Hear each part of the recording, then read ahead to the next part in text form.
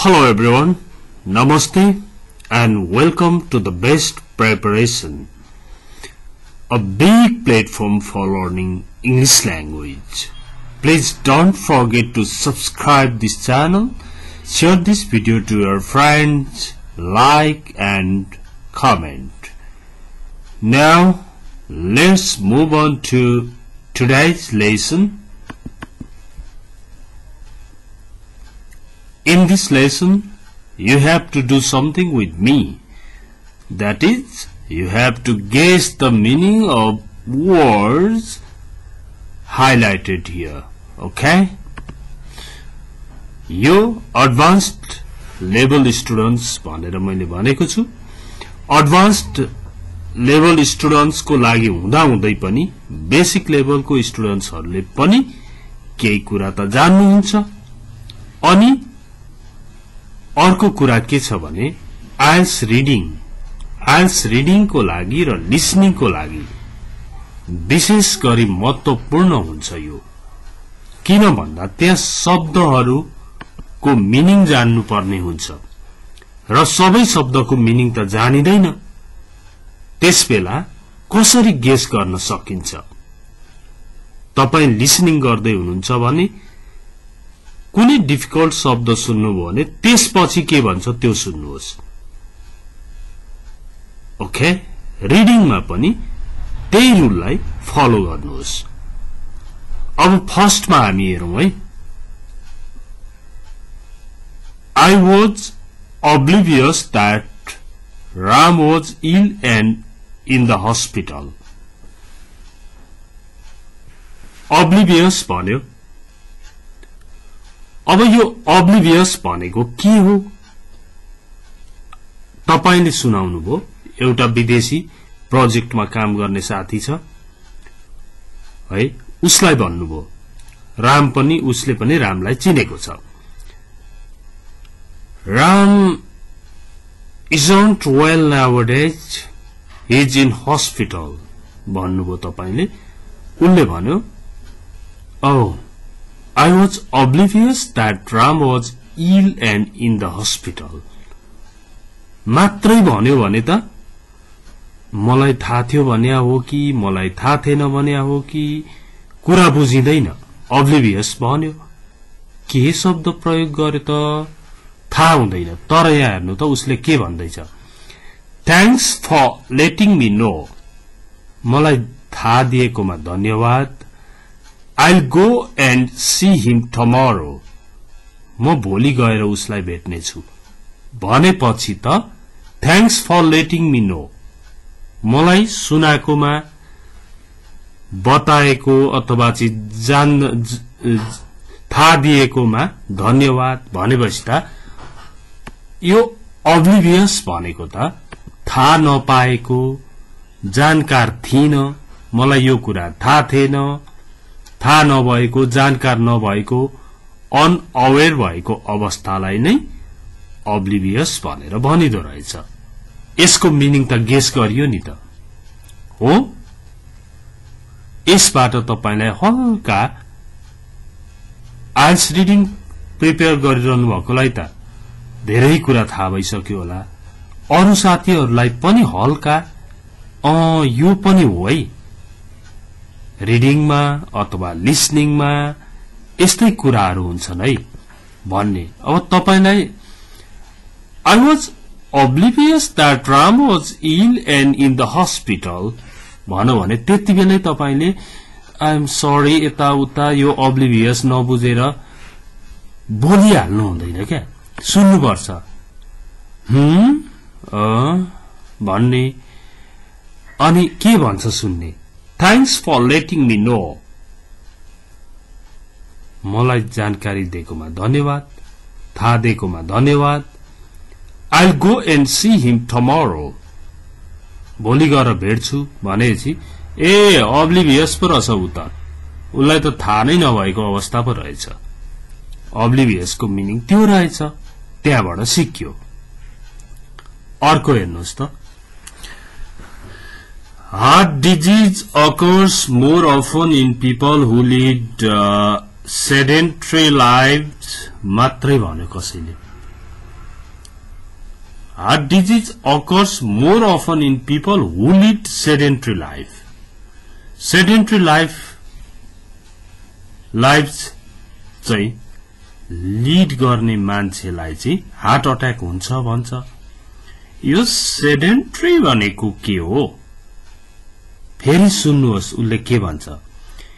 It occurs less often in people who get physical exercise every day.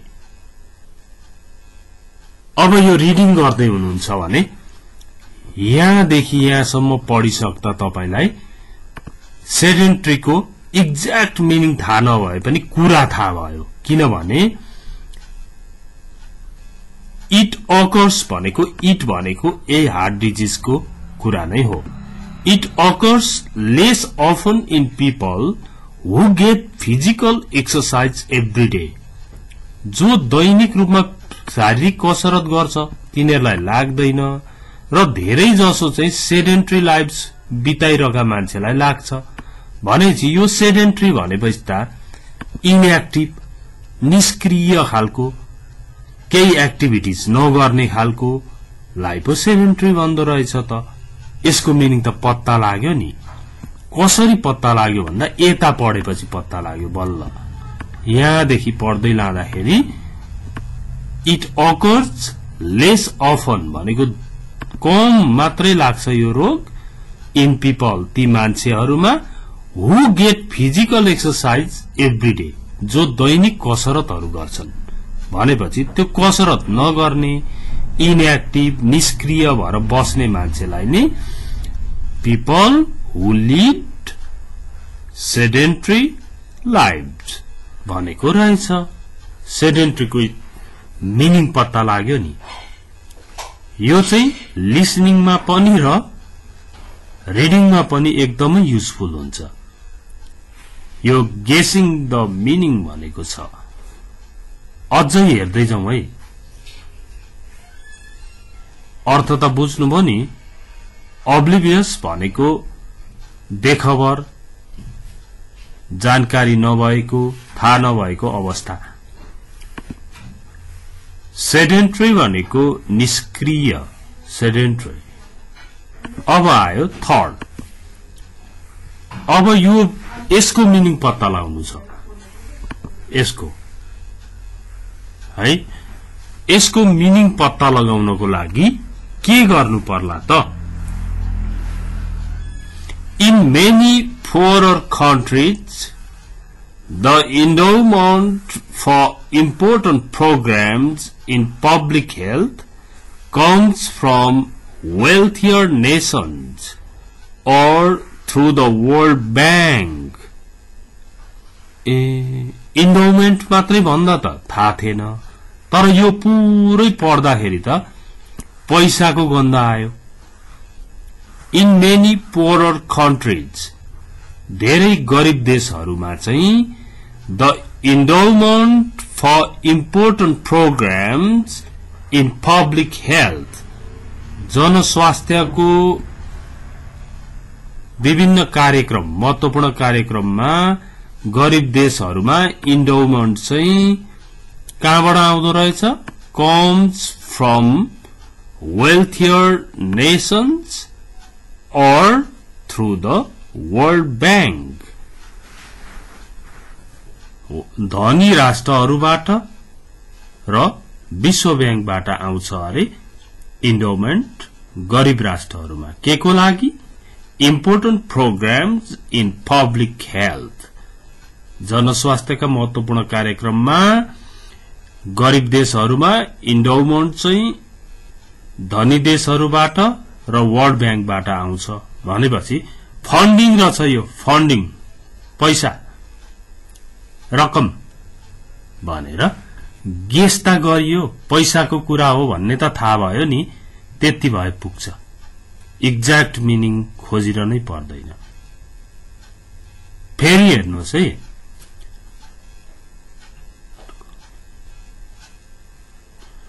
A number of obstacles stand in the way of plans to improve health care in the poorer countries of the world. Of these, perhaps the most basic problem is the lack of clean, safe drinking water. अब हेर्नुहोस् त, a number of obstacles भनेको के हो पत्ता लगाऊ है. A number of obstacles stand in the way of plans to improve health care in the poorer countries of the world. Of these, perhaps the most basic problem is the lack of clean, safe drinking water. Problem. यिनीहरू मध्ये धेरै obstaclesहरू आउँछन्. ती मध्ये चाहिँ of these भनेको ती मध्येमा चाहिँ perhaps the most basic problem is the lack of clean, safe drinking water. ती मध्ये सबभन्दा बेसिक समस्या भनेको चाहिँ सफा सुरक्षित पिउने पानी हो. भनेपछि मोस्ट बेसिक प्रब्लम भन्यो. obstacles भनेको त प्रब्लम्स नै पो रहेछ. A number of problems stand in the way of plans to improve health care in the poorer countries of the world. विश्वका गरिब देशहरूमा हेल्थ केयरलाई इम्प्रुभ गर्ने, सुधार गर्ने योजनाहरूमा चाहिँ के हुन्छ अरे भन्दा a number of भनेको त धेरै समस्याहरू आउँछन् अरे. ती समस्या मध्ये महत्त्वपूर्ण बेसिक, सबभन्दा बेसिक सुरुको समस्या भनेकै सफा सुरक्षित पिउने पानी हो अरे. भनेपछि obstacles भनेको प्रब्लम्स रहेछ.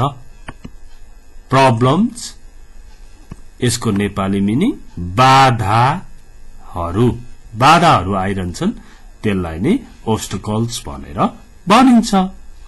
obstacles को मिनिङ त पत्ता लाग्यो नि. अब हेर्नुहोस् है, अब एउटा मात्र छ.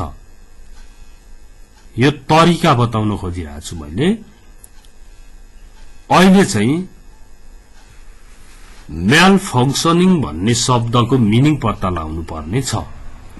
मेल फंक्सनिङ भन्छ के भनेको हो. अब यो पढिसक्दा मात्रै यसको मिनिङ पत्ता लाग्छ. हेर्नु है. I bought a monitor yesterday, but when I connected it to my computer, I found that it was malfunctioning. यति मात्रै भन्यो भने त राम्रै गरिरहेको रहेछ. हिजो मैले एउटा मोनिटर किने. जब मैले यसलाई कम्प्युटरमा जोडे मलाई थाहा भयो कि यो मेल फंक्सनिङ गरिरहेको थियो. भनेपछि मेल फंक्सनिङ गरिरहेको भने त राम्रै गर्या हो कि नराम्रो गर्या हो कि पत्ता लागेन. अब लाग्छ. हेर्नु है. I returned it to the shop. फिर्ता गरे मैले for a replacement, अर्कोको लागि. that works properly, राम्ररी काम गर्ने अर्कोको लागि मैले त्यो मोनिटर फिर्ता गर्दै. भनेपछि त मेल फंक्सनिङ गर्नु भनेको त नराम्रो पो रहेछ. काम नगर्नु, बिग्रेको हुनु, खराब काम गर्नु, राम्ररी काम नगरेको अवस्था नै मेल फंक्सनिङ भनेको रहेछ हो. I bought a monitor yesterday, but when I connected it to my computer, I found that it was malfunctioning. Okay? I returned it. Malfunctioning भन्यो. It was malfunctioning भन्यो. You are very lucky भन्नु कि sorry to hear that भन्नु कि so sad भन्नु कि के भन्नु. अनि सुनिरहने भन्ने. I returned it to the shop. मैले त्यही पसलमा फिर्ता गर्ने for a replacement को लागि.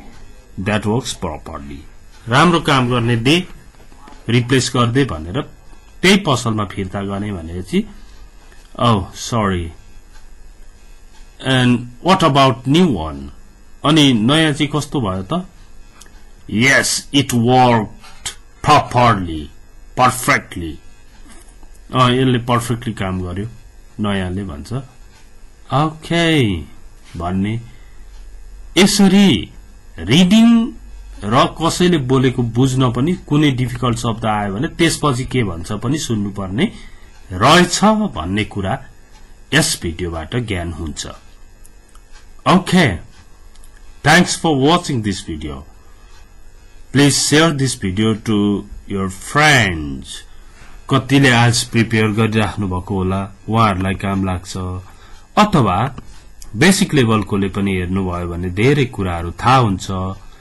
यसको लागि पनि शेयर गरिदिनु होला thanks for watching this video see you tomorrow bye bye